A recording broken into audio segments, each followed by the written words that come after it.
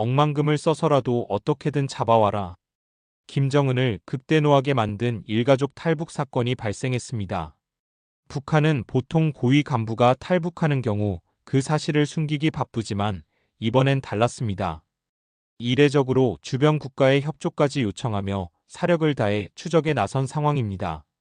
그들은 무엇 때문에 도망을 치고 어떤 인물이기에 김정은이 모든 방법을 써서라도 이들을 잡으려고 할까요? 또 그들은 어떤 방법을 써서 삼엄한 북한의 감시망을 뚫었을까요? 어디에서도 듣지 못했던 한 가족의 처절한 생존 이야기 지금 시작합니다. 이야기 시작하기 전에 구독과 좋아요 버튼을 눌러주시면 영상 제작하는 저에게 큰 힘이 됩니다. 저는 박민철입니다. 김정은 정권에서 직속 통치자금과 핵무기 개발 대회 외화벌이까지 총괄하던 핵심 인물이었죠.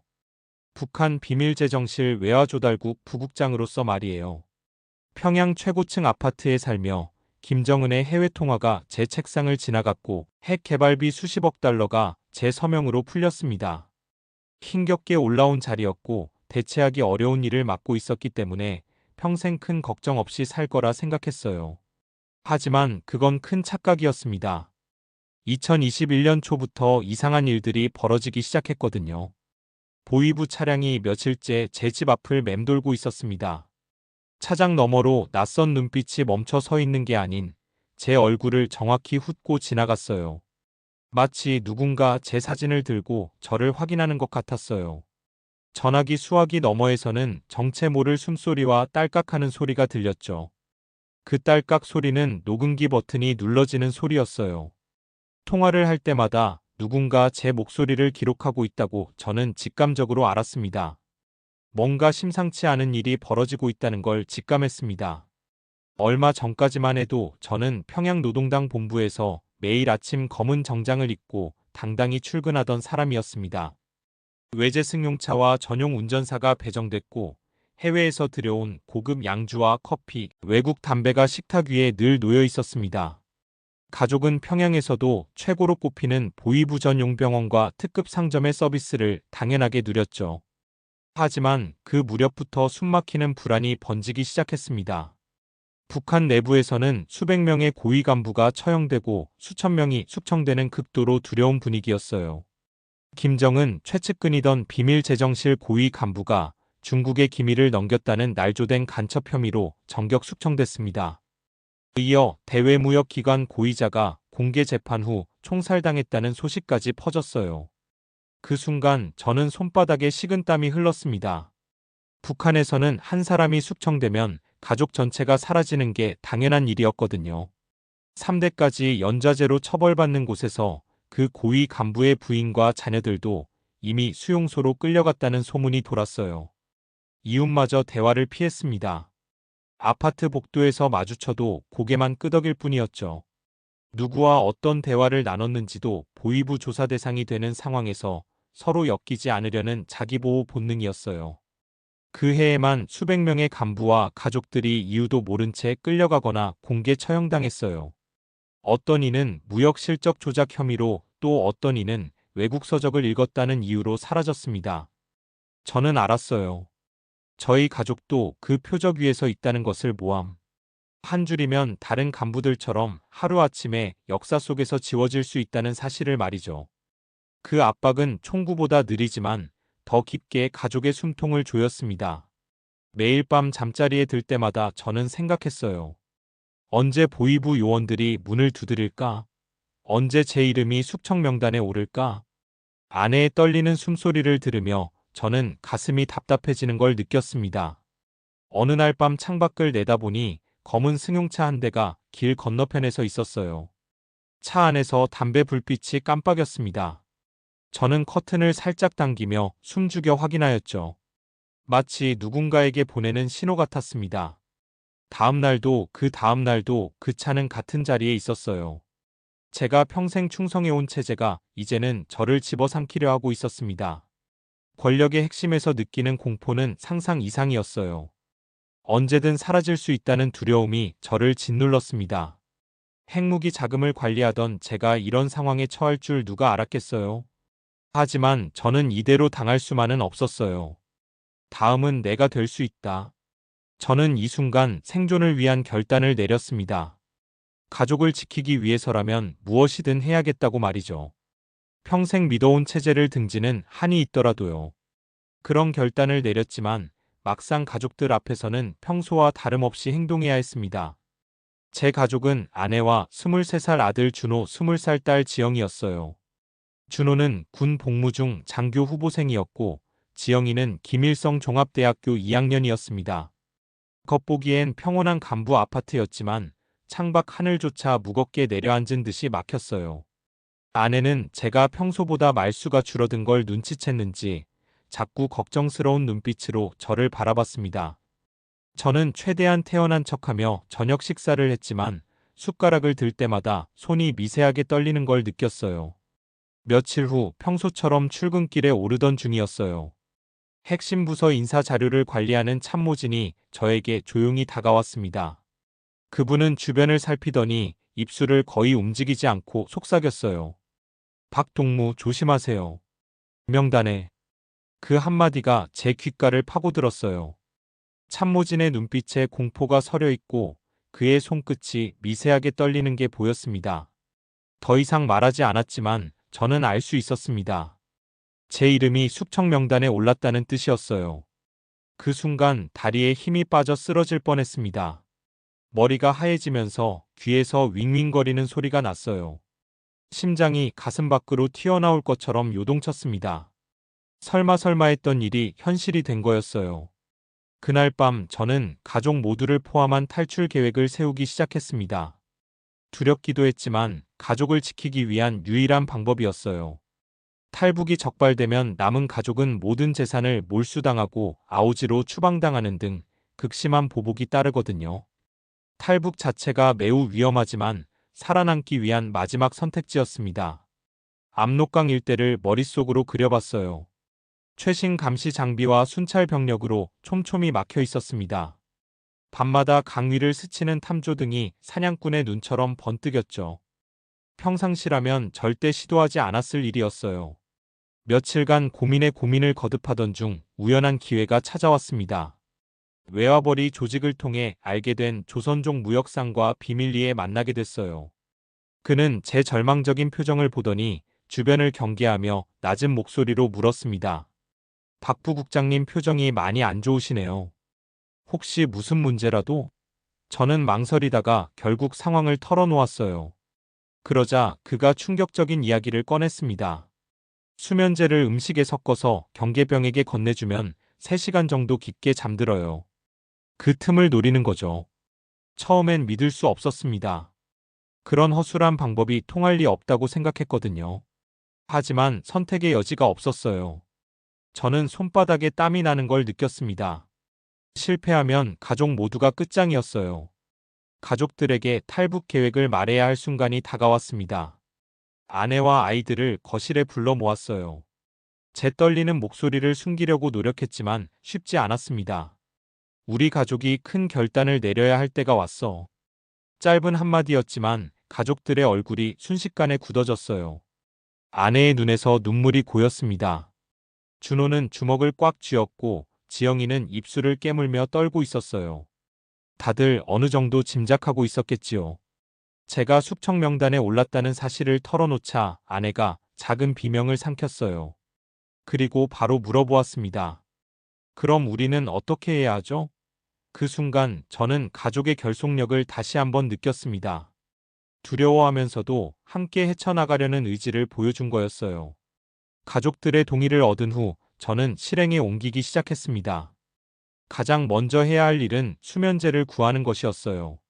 외화벌이 조직이 평소 물품을 들여오던 비밀 경로를 통해 조선조 무역상에게서 중국산 수면제를 몰래 구해들였습니다. 표면상으론 고급 주류와 의약품 거래로 꾸며서 의심을 피했어요. 혹시 누군가 보고 있는 건 아닐까? 이 거래가 들통나는 건 아닐까? 하는 생각에 등에서 식은땀이 줄줄 흘렀거든요. 수면제를 받아둔 순간 작은 약병이 이렇게 무겁게 느껴질 줄 몰랐어요. 이 작은 것이 우리 가족의 운명을 결정할 거라고 생각하니 손이 덜덜 떨렸습니다. 집에 돌아와서 아내에게 수면제를 보여줬을 때 아내의 얼굴이 하얗게 질렸어요. 이걸 쓰다 들키면 끝장날 거예요. 아내가 떨리는 목소리로 말했습니다. 하지만 저는 단호했어요. 이 방법밖에는. 그냥 손 놓고 죽기만 기다릴 순 없지 않소. 그 후 몇 주 동안 저는 압록 강변 경계병들과 조심스럽게 친분을 쌓기 시작했습니다. 저녁 시간에 산책을 나간다는 핑계로 강변을 자주 찾았어요. 비밀제정실 부국장이라는 제 지위 덕분에 경계병들은 저를 함부로 대하지 않았고 오히려 조심스럽게 예의를 갖췄습니다. 어느 날은 시중에서 구한 담배 한 갑을 건네며 인사를 나눴어요. 남조선에서 들어온 물건이라는데 한번 피워보시오. 그 말에 경계병들의 눈이 반짝였습니다. 북한에서는 남한 제품이라고 하면 호기심을 자극하거든요. 날이 몹시 추운 날에는 보온병에 담긴 뜨거운 차를 건네며 경계 근무의 고됨을 묵묵히 위로했어요. 고생이 많으십니다. 이런 식으로 쌓인 신뢰 속에서 저는 경계병들의 교대 시간, 순찰 경로, 장비 점검 주기까지 자연스럽게 파악해 나갔습니다. 구역이 어디인지, 각 경계병의 성향은 어떤지도 세세하게 관찰했어요. 술을 좋아하는 병사, 담배를 즐기는 병사, 심지어 눈이 나쁜 병사까지 모두 기록했습니다. 가족의 목숨이 걸린 문제였으니까요. 이웃집 아저씨와 안부를 묻듯 흘린 대화가 어느새 압록강을 건너기 위한 지도로 바뀌고 있었어요. 가장 중요한 건 타이밍이었습니다. 언제 수면제를 먹일 것인가? 얼마나 많은 양을 써야 하는가? 무역상은 너무 많이 주면 의심받고 너무 적게 주면 효과가 없다고 경고했거든요. 저는 집에서 몰래 연습을 해봤어요. 빵에 수면제 가루를 섞어보고 음료수에 타보기도 했습니다. 색깔이 변하지 않는지, 냄새가 나지 않는지 확인했어요. 처음에는 가루가 덩어리진 빵을 보며 실패할까봐 가슴이 철렁하였습니다. 이 작은 실수가 가족의 목숨을 좌우할 것이기 때문이죠. 아내와 아이들도 각자 맡은 역할을 연습했습니다. 드디어 결전의 날이 다가왔어요. 저뿐 아니라 아내와 두 자녀도 최소한의 짐만 꾸렸습니다. 너무 많은 짐은 의심받을 수 있거든요. 각자 역할을 되새기며 숨을 고르는 눈빛이 단단했어요. 준호는 어머니를 부축하는 역할, 지영이는 아버지를 따라오는 역할.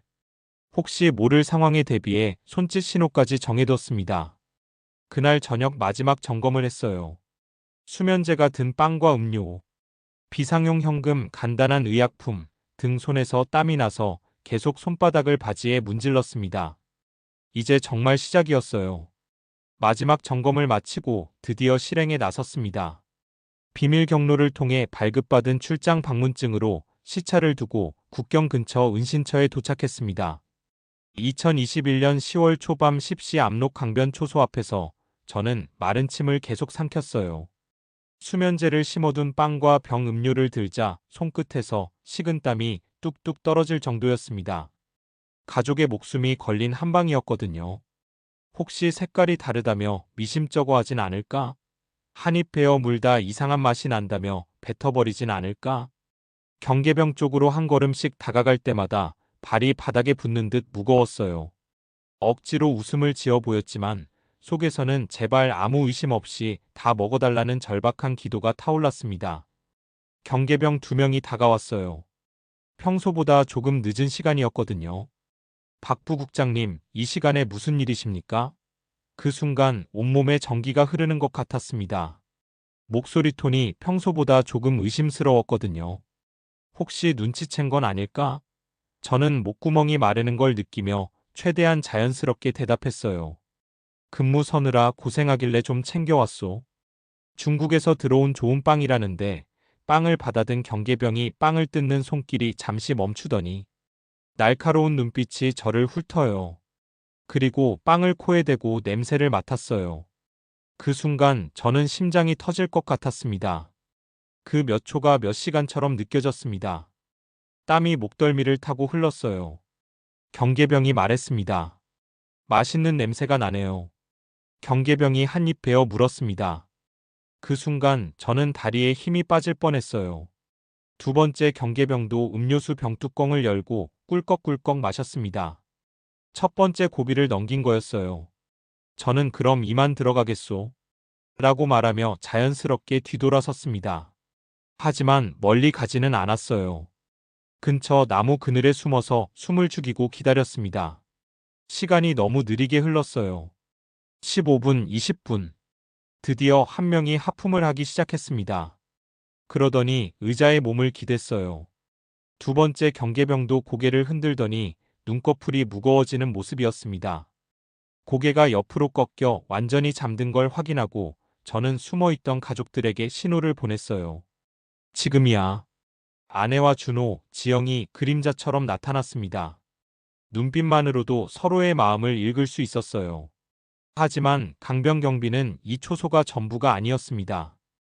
150m 간격으로 다른 초소들이 있었고 순찰조가 계속 움직이고 있었거든요. 하지만 이 첫 초소만 조용히 넘기면 강두까지는 들키지 않을 수 있었어요. 초소 뒤편 자풀 속으로 기어가기 시작했어요. 바스락거리는 소리가 천둥처럼 크게 들렸습니다. 지영이가 돌에 무릎을 부딪혀 작은 신음을 냈을 때 저는 급하게 손으로 입을 막았어요. 단 한 번의 실수도 용납되지 않는 상황이었거든요. 강에 도착하자 차가운 물 한 개가 얼굴을 스쳤어요. 10월 초 압록강 물은 얼음장처럼 차가웠어요. 허리까지 차오른 강물에 발을 담그는 순간 지영이 몸을 떨며 작은 경련을 일으켰습니다. 그 순간 가방끈이 풀려 강물에 떠내려갈 뻔하였지만 준호가 잡아서 모두 다 안도의 한숨을 쉬었습니다. 너무 차가워요. 아버지. 지영이가 떨리는 목소리로 속삭였어요. 저는 이을 악물고 딸을 안아들었어요. 준호는 아내를 부축하며 뒤따랐어요. 발목까지 지늘게 잠기면서 한 걸음씩 강을 건너기 시작했습니다. 그런데 갑자기 멀리서 개가 날카롭게 짖는 소리가 들렸어요. 순찰견이었습니다. 이어서 엔진 소리와 함께 밝은 불빛이 수면을 훑으며 다가왔어요. 순찰선이었습니다. 모두 엎드려. 저는 급하게 외쳤습니다. 가족들을 수초밭 속에 눕히고 물 위에 떠있는 통나무를 붙잡았어요. 불빛이 점점 가까워졌습니다. 심장 소리가 강물 소리보다 크게 들렸어요. 순찰선의 서치라이트가 바로 우리 머리 위를 지나갔습니다. 지영이가 찬물 때문에 기침을 할 뻔했지만 준호가 재빨리 입을 막았어요. 단 한 번이라도 물결이 크게 일면 모든 게 끝장이었습니다. 몇 분인지 몇 시간인지 모를 시간이 흘렀어요. 순찰선이 멀어지는 소리를 확인하고 나서야 한숨을 쉴 수 있었습니다. 하지만 안심할 시간은 없었어요. 빨리 건너편에 도착해야 했거든요. 차가운 강물을 헤치며 필사적으로 헤엄쳤습니다. 중간에 아내가 힘이 빠져 가라앉을 뻔했지만 준호와 제가 양쪽에서 붙잡았어요. 마침내 중국 쪽 강변에 도착했을 때 온 가족의 입술이 파랗게 질린 상태였습니다. 그곳에서 브로커가 기다리고 있었어요. 말없이 손짓하며 우리를 폐가로 안내했습니다.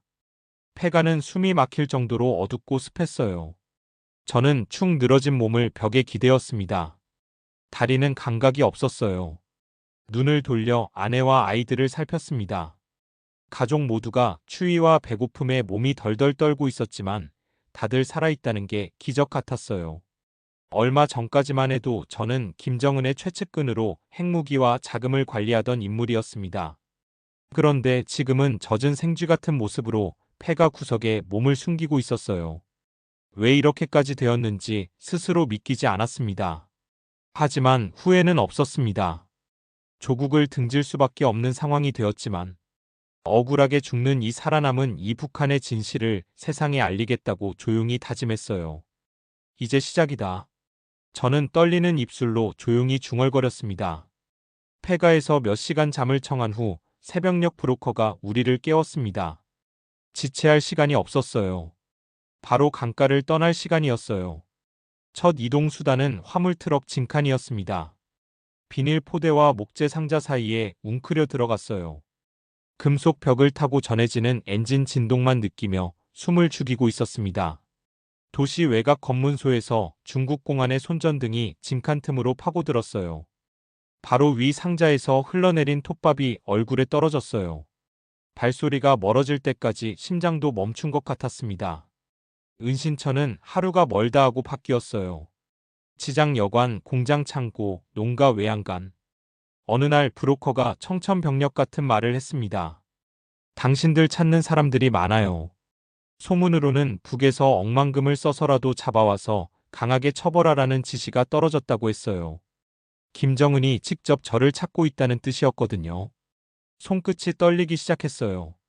중국 전체가 저희를 찾는 거대한 그물이 된 느낌이었습니다. 과연 우리 가족이 살아서 한국 땅을 밟을 수 있을까 하는 절망감이 밀려왔어요. 두 번째 구간은 강을 따라 남하하는 소형 선박이었습니다.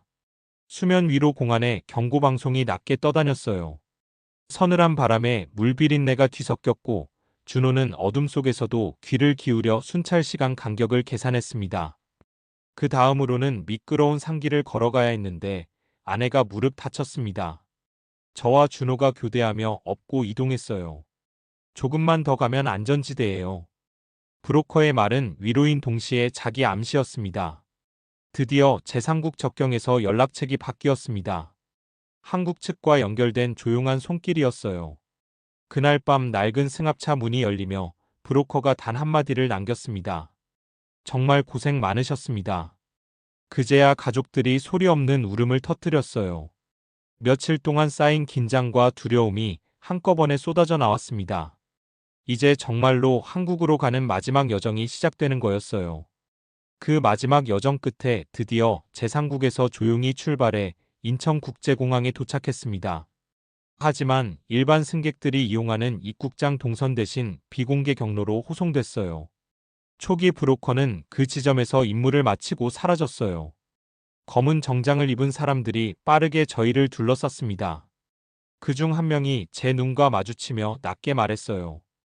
박 선생, 지금부턴 저희가 지킵니다. 그 순간 가슴이 뭉클해졌습니다. 드디어 한국 땅을 밟았다는 실감이 났거든요. 하지만 안심할 수는 없었어요. 아직 정식 절차가 남아 있었으니까요. 초기 조사와 보호 절차는 안전을 최우선으로 진행됐습니다. 저희 가족은 특별 보호 대상으로 분류되어 북송 방지와 보복 차단을 위해 동선이 철저히 통제되고 전담 보호 인력이 배치되었고 비공개 숙소에 배정되는 절차가 이어졌어요. 추가적으로 보호관과 담당 경찰관이 배정되어 정기적으로 안부와 안전을 확인했습니다. 며칠 후 가족은 하나원으로 이동해 3개월 동안 교육을 받았어요. 한국법, 금융, 의료, 안전, 직업훈련에 대한 모든 것을 배웠습니다. 아들 준호는 직업기술교육 프로그램이 있다는 걸 처음 알았어요. 딸 지영이는 편입과 장학제도에 대한 설명을 들으며 눈을 반짝였습니다. 저 대학교에 다시 다닐 수 있어요. 그런데 가장 급한 건 아내의 건강이었어요. 탈북 과정에서 입은 무릎 부상과 폐렴 증세 때문에 신속히 치료 일정을 잡아야 했습니다. 의료진이 따뜻하게 말했어요. 탈북민 의료 지원 제도가 있으니 걱정하지 마세요. 치료실 문이 닫히는 순간 북받쳐 오르는 눈물을 겨우 참았습니다. 북한에서라면 상상도 못할 일이었거든요.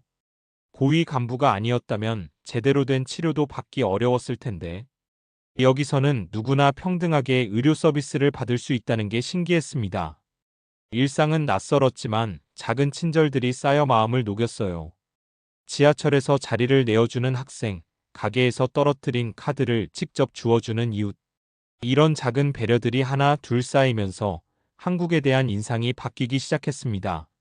어느 저녁 가족이 근처 작은 공원으로 산책을 나갔어요.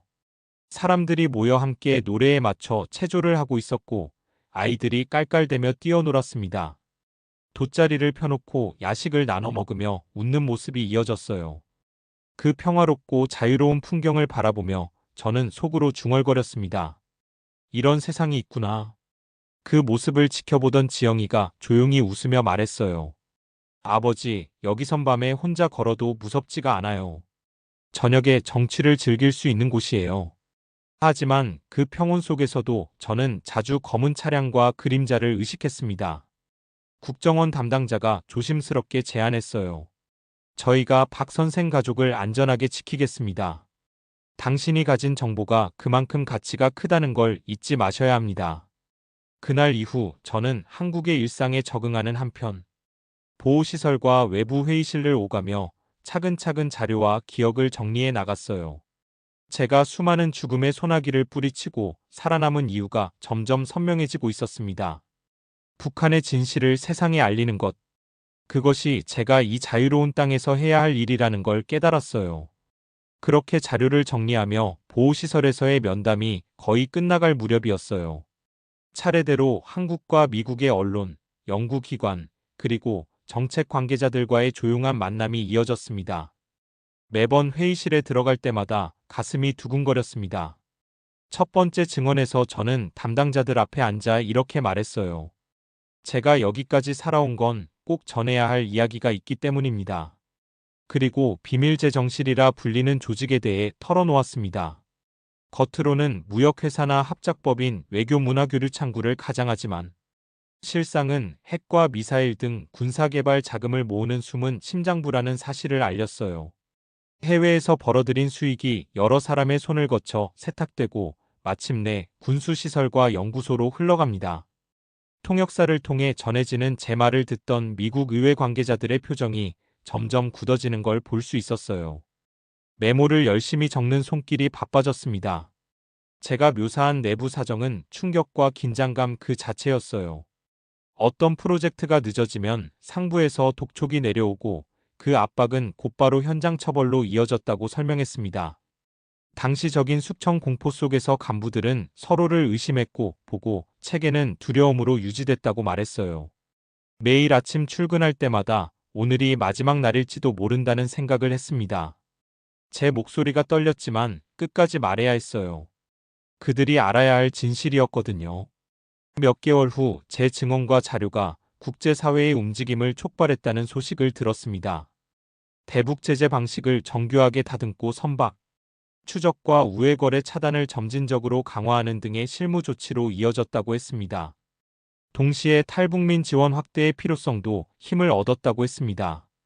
정착금 지원과 의료 혜택, 교육 프로그램 등이 더욱 강화될 예정이라고 했어요. 제 이야기가 단순한 개인의 경험담이 아니라 국제 안보에 실질적인 영향을 미치고 있다는 걸 깨달았어요. 이후에도 인터뷰는 계속됐습니다. 때로는 화상회의로 때로는 비공개 장소에서 만났어요. 제 얼굴과 이름은 철저히 가려졌습니다. 음성도 변조됐고 그림자만 보이도록 촬영됐어요. 한 가지 변하지 않은 것은 제 마음이었습니다. 매번 인터뷰를 마치며 같은 말을 했어요. 사람들이 반드시 알아야 할 진실이 있습니다. 저는 그걸 필요한 방식으로 전할 뿐입니다. 어느 날 담당자가 말했어요. 박 선생의 증언이 국제회의 문서에 반영되었습니다. 북한 제재 결의안 강화에 중요한 근거가 됐어요. 그 순간 가슴이 벅차올랐습니다. 목숨을 걸고 탈출한 보람이 있었어요. 제가 알고 있던 북한의 실상이 전 세계에 알려지고 그것이 실제 정책 변화로 이어지고 있었거든요. 하지만 동시에 걱정도 됐어요. 북한에서는 저를 더욱 집요하게 찾을 것이고 가족의 안전에도 위험이 될 수 있었으니까요. 그래도 후회는 없었습니다. 이것이 제가 살아남은 이유였고 해야 할 일이었거든요. 시간이 흘러 2025년이 된 지금 저는 한국 어딘가에서 이름도 직업도 바꾼 채 살고 있어요. 문 밖의 발소리에 심장이 쿵 내려앉던 그 시절은 끝났습니다. 아직도 가끔은 창문 너머 인기척에 무심코 긴장이 되지만 더 이상 숙청 명단에 오를까 두려워 새벽마다 뒤척이지 않아도 되죠. 제 폭로로 북한의 무차별 숙청과 처형, 권력 구조의 민낯이 세상에 드러났습니다. 여러 나라가 북한의 인권 문제를 공식 의제로 다루게 되었고 한국이 더 단단한 안보 정책을 세우는데 때에 작은 힘을 보탰지요. 하지만 그 여파로 우리 가족에게 돌아올 위험 가능성도 커졌습니다. 다행히 지금도 우리 가족을 보호하는 주요 기관 사람들과 가끔 연락을 주고받아요. 제 소식이 있거나 혹시 모를 위험에 대비하기 위해서죠. 필요할 땐 거쳐 변경이나 경호 강화를 제안해 옵니다. 그들의 연락은 늘 짧고 간결해요. 확인, 조심, 필요시 이동 그것만으로 충분합니다. 우리 가족의 새 삶을 존중하면서도 보이지 않는 울타리로 감싸주고 있어요. 아직도 한국 생활이 낯선 부분들이 있지만 가족은 평범한 일상 속에 뿌리를 내렸습니다. 아들은 기술교육원에서 배운 용접 실력으로 중견기업에 취직했고 승진을 앞두고 있어요. 딸은 캠퍼스 벤치에서 한국어 노래를 부릅니다. 아내는 시장에서 흥정하다가 평범한 일상이 놀라워 문득 환하게 웃곤 해요. 밤이면 한강의 은빛 물결을 바라봅니다. 압록강을 건널 때의 차가운 물과는 전혀 다른 평화로운 강이죠. 이제는 숙청도 모함도 가족의 알을 걱정하지 않아도 됩니다. 가끔 생각해요. 그때 수면제 작전이 실패했다면, 순찰선에 발각됐다면, 아찔한 순간들이 하나라도 잘못됐다면 지금 이 자유는 없었을 거예요. 저희 가족이 탈출했다는 사실이 더 큰 감시와 통제로 이어졌을지도 모릅니다. 하지만 후회는 없습니다. 제가 목숨을 걸고 말한 증언이 국제사회를 움직였고 북한 제재를 강화시켰거든요. 무엇보다 다른 탈북민들이 더 나은 지원을 받을 수 있게 되었어요. 가슴속으로 깊이 되냅니다. 살아남았으니 이 자유를 끝까지 지키겠다. 지금도 어딘가에서는 북한 주민들이 열악한 현실 속에 살고 있을 겁니다. 그들이 언젠가 진짜 자유를 누릴 수 있기를 간절히 바라며 오늘도 한국에서의 새로운 하루를 시작합니다. 한국인으로서 자부심을 느끼실 수 있었다면 좋을 것 같습니다. 오늘도 끝까지 시청해 주셔서 고맙습니다. 구독과 좋아요는 저에게 큰 힘이 됩니다.